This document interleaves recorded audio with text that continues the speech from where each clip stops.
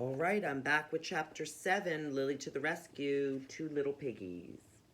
And remember at the end of chapter 6, Dad was talking to Dirty Pants Man about leaving the little piggies, Dash and Scamper, at the ranch. Chapter 7. I did sit because apparently Dad and Dirty Pants Man were planning to talk for a while. See, Dad explained, I didn't realize you were so close to the foothills. Probably a lot of predators up there that might come down if they pick up the scent of pigs. Does your portable cage have a lid on it? A lid? The man replied slowly. Nope, didn't think I'd need one. They aren't flying pigs, are they? The men laughed. Maggie Rose spoke up. The lid is to keep out animals that can climb, like mountain lions and eagles, even if the pigs are little. That's my game warden. That's my game warden girl, Dad said with a smile. She's absolutely right. The man shook his head. Too bad. Well, I hope you find these little ladies a good home. Dad picked up the cage with the little pigs in it and put it in the truck. Maggie Rose and I and Dad got in, but the man with the dirty pants did not. So he probably didn't want to take a car ride with a couple of pigs in the back. Well, I do appreciate you setting me straight about that little fawn. I thought it was starving for sure, he told us. You're welcome, Dad replied. Dad started the truck, and with a wave from my girl, we all drove away. You were absolutely right about the cage, Maggie Rose, Dad said. I bet Mr. Cleveland doesn't think about predators because he mostly has horses and cows. Mountain lions won't attack a herd of big animals unless they're desperate, and both horses and cows can protect their young. But Scamper and Dash are almost defenseless. We can't let anything happen to the pigs, Maggie Rose declared firmly. I know, Maggie Rose. There's another rancher who responded to our posting, Dad said. We're headed there now. Maybe he'll have a better situation. I grew sleepy as we drove, but I was unable to nap because Scamper and Dash kept squealing and jumping around in their cage. We stopped again at a new place and got out.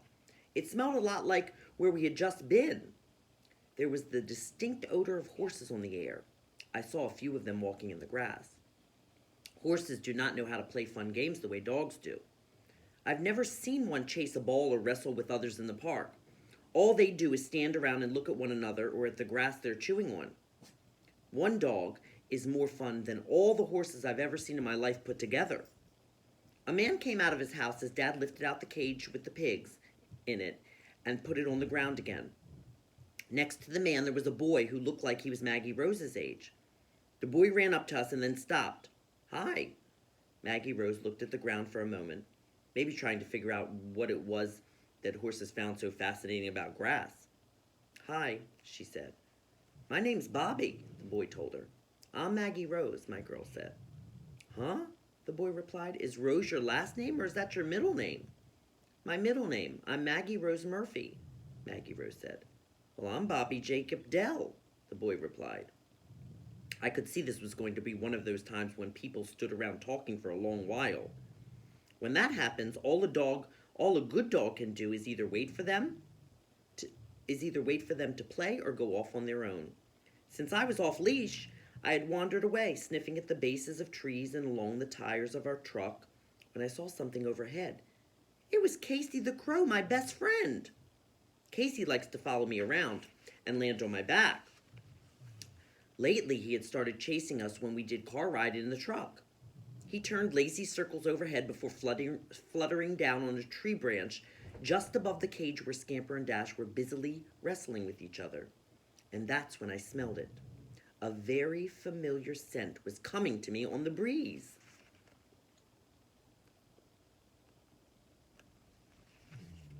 Frankly, it smelled a lot like Scamper and Dash, so I knew instantly that it was a pig.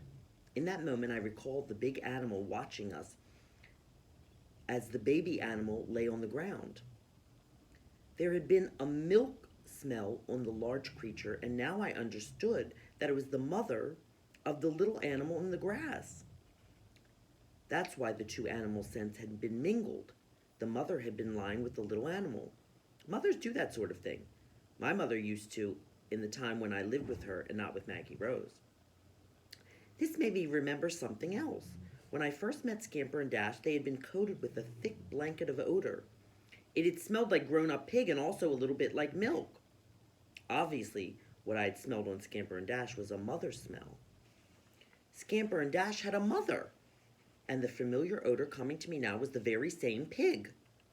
I do not know if the two little pigs smelled their mother, but I sure did. I went to the cage and we touched noses. Scamper and Dash were, as usual, full of energy and wanted to race around, even inside the small cage. If I were in there, we would all be wrestling. I knew if I wanted to be a really good friend to them, I would lead them toward that mother's scent. When animals are very young, they need to be with their mothers.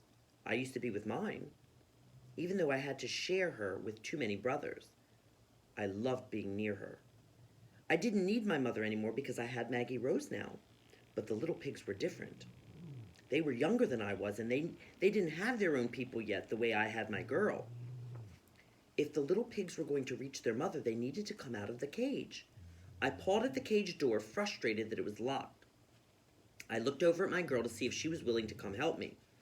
However, she was busy talking to the boy her age while Dad was busy talking to the man his age. I would have to help my friends on my own. I pawed at the door again, and the pigs watched curiously. They did not know what I was doing, but they were very interested in it anyway. With a flutter, Casey the crow landed on the bars at the top of the cage. This was very exciting to the two pigs, who raced around in small circles and then jumped on each other. Casey was watching me, though not the pigs. He twisted his head one way and the other in a gesture that I had learned meant that he was trying to figure something out. I raised my paw to the cage door again. The crow spread his wings and lifted himself off the top of the cage. And he landed right on my head. I sat and held still because Casey doesn't like it when I run around with him up there. The two pigs looked absolutely dumbfounded to see a bird on a dog's head. I waited patiently to see what Casey would do next.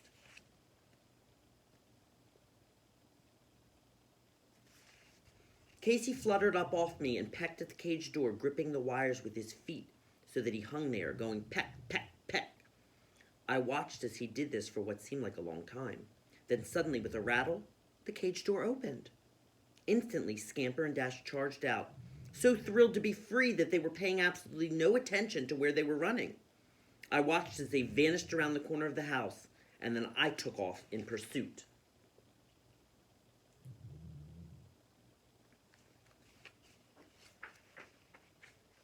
And that's the end of chapter 7. Why did Maggie Rose want Scamper and Dash to be free? What do you think her plan is? We'll find out in chapter 8.